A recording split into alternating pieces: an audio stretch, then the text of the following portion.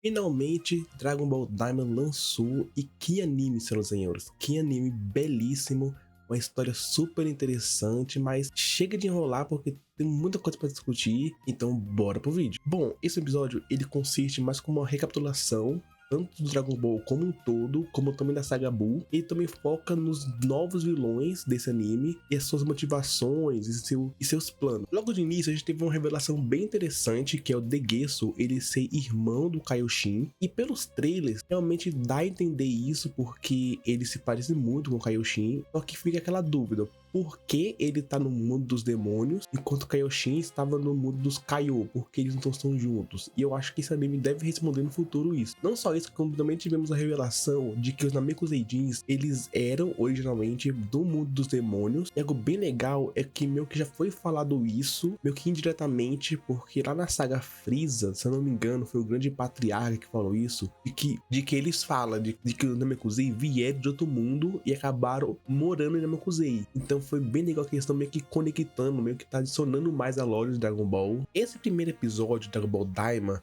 ele acrescenta muita coisa à lore de Dragon Ball. Incrivelmente ele acrescenta muita coisa à lore. E falando um pouco mais dos demônios que foram introduzidos, eles falam que as características principais dos demônios são as orelhas pontudas. E rapaz, se a gente for colocar na lista todo mundo que tem orelha pontuda, vai ter gente. Porém, tem uma raça que eu quero trazer aqui, que eu acho que faz parte dos demônios, da raça dos demônios, são os Yardrath. Yardrath, pra quem não se lembra, é aquela raça que treinou o Goku quando ele foi embora de Namekusei, ensinou pra ele o teletransporte. E além deles ter orelhas pontudas, os demônios, eles falam que eles meio que desconhecem o Ki, para eles meio que são magia, eles usam magia, tipo Babidi. E os Yardraths, eles são conhecidos por usar técnicas estranhas. Então sim, eles podem ser originalmente do mundo dos demônios, igual os Namekuseidins são, e eles podem ter saído pro mundo exterior para viver igual os Namekuseidins. Não só isso, como o mundo dos demônios também possuem as Dragon Balls, que são 3 delas, mas são protegidas por guardiões que parecem ser incrivelmente poderosos eles. Então é bem interessante isso, que em vários lugares possui Dragon Balls também, e talvez essa seja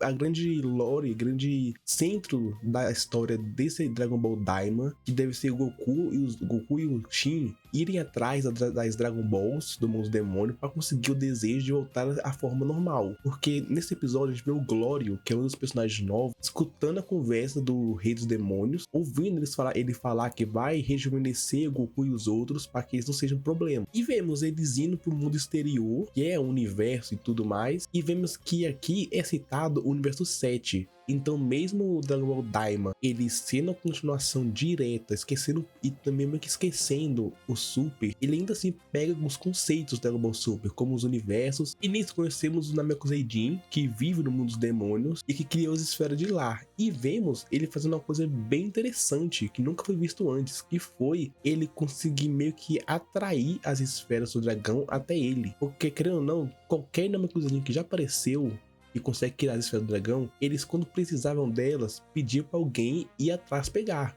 a Terra, ou então no próprio planeta Namekusei. Eles iam pessoalmente ir lá, mas não, esse aqui do mundo dos demônios parece ser mais poderoso, ele consegue atrair as esferas até ele. Não só isso, como ele também consegue meio que resetar o tempo de espera das Dragon Ball. Quando alguém usa as esferas do dragão, elas viram pedras e podem ser usadas só daqui a um ano. Ele não, ele consegue meio que resetar isso e pode usar a qualquer momento. Então ele se mostrou ser o mais poderoso dos Namekuseidin, não em questão de força, mas sim em questão de técnicas, de uso de magia. E nisso vemos o grupo do Goku e dos outros meio que comemorando o aniversário do Trunks de 9 anos. E a gente vê todo mundo, menos o Gohan e a Videl, que eles inventam a desculpa de que eles estão estudando. Porém, a gente teve meio que uma curiosidade bem legal, uma curiosidade barra retcon, que é o Kibito e o Kaioshin se desfundindo, a fusão Potara. E a explicação que eles deram foi de que o Majin Buu, ele possui meio que uma toxina que anula os efeitos do Potara, e fala que foi por isso que quando Goku e o Vegeta foram absorvidos, eles também se desfundiram. E bem, pegando isso, foi uma boa desculpa, foi uma boa explicação, porque no Super, eles quando se mostram desfundidos, eles falam que usaram as esferas outro dragão pra isso. Isso também meio que anula aquele conceito inventado no Super de que o Vegeta e o Goku não conseguem ficar muito tempo no Potara porque são muito fortes e assim acaba muito rápido com o tempo da fusão. E nisso, Goku e Vegeta vão lutar novamente em uma sequência absurda.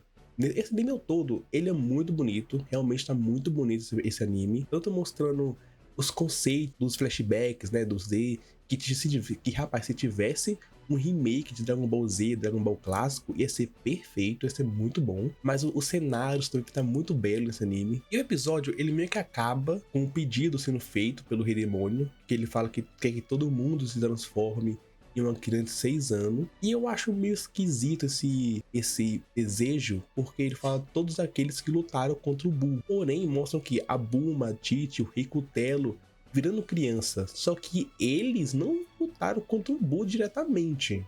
Eles eram contra o Buu e tudo mais, mas eles não lutaram contra o Buu. Então, por que eles viraram criança, eu não sei. Mas é aquilo, dá pra passar um pano, porque é aquilo, a história tem que acontecer. E nisso, e a cena deles virando criança, rapaz, foi toda uma tensão. Realmente parecia que eu tava sentindo muita dor com isso. E aquilo, foi um excelente primeiro episódio. Realmente, ele mostrou um pouco mais da lore de Dragon Ball, adicionando mais coisas bem interessantes. Podemos também ter coisas novas bem interessantes. Por exemplo, o Rei Demônio, ele cita que iria pedir pro Shenlong o terceiro olho demoníaco que fica na testa. Aí tu pensa em quem? Já não tem Shinran. Então talvez o Shinran possa ter, né, alguma coisa envolvida com os demônios, bem interessantes que tivesse. Rapaz, só com esse primeiro episódio eu vejo que Dragon Ball Daima, ele tem ou tinha muito potencial. Ele pode meio que avançar muito na história, não só em focar em lutinha e tudo. Ele podia focar muito na história de Dragon Ball, adicionar mais conceito, mais raças.